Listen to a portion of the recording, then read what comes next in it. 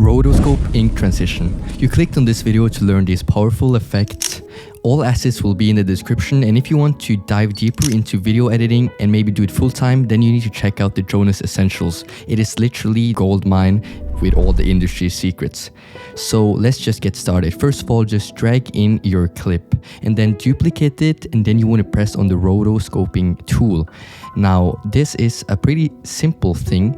You just want to be holding your mouse and then just painting on top of your subject or character. And if you want to remove something, then just hold Alt while you're painting, and then you will get this removal thing.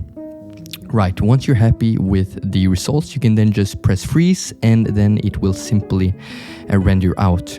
Now, as you guys can see, we now have the only subject on the top layer, but to change the background, I'm changing the composition setting and then just changing the color to black. So now you can see we have a black background. Now then just drag in the ink assets from the description, and we can now start by putting in between both of our layers, and then just pre-comping the two bottom layers and then changing the blending mode of the ink. So once you have changed it, it is now, if we go out of that pre-comp, it is now applied to only the background, and our character will not get that ink transition.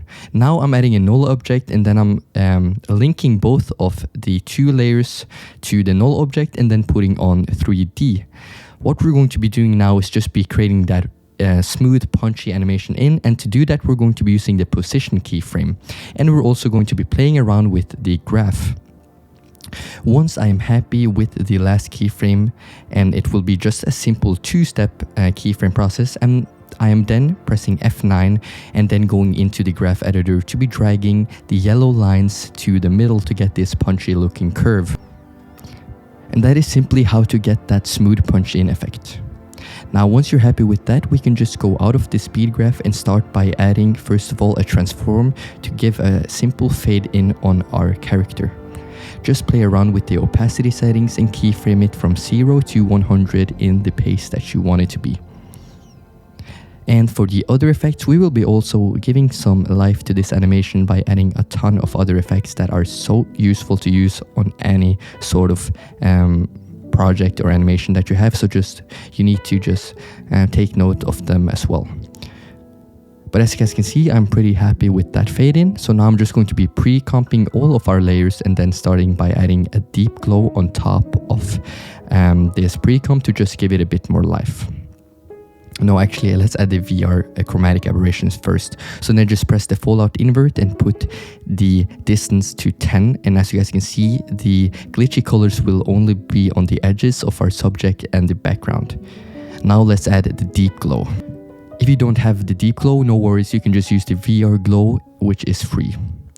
Now what we're going to be doing now is just adding an adjustment layer, and then we're going to be adding the lumetri color and using a simple built-in LUT.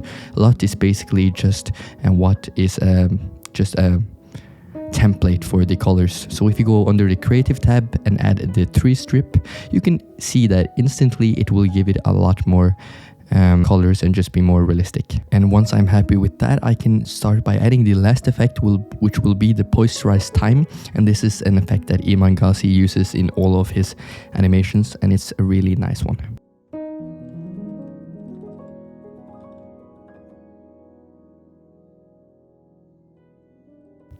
I'm going to be putting the frames to 16, which is going to be the smoothest. So make sure to check out Jonus Essentials before the sale runs out, and have a great rest of your day. Peace.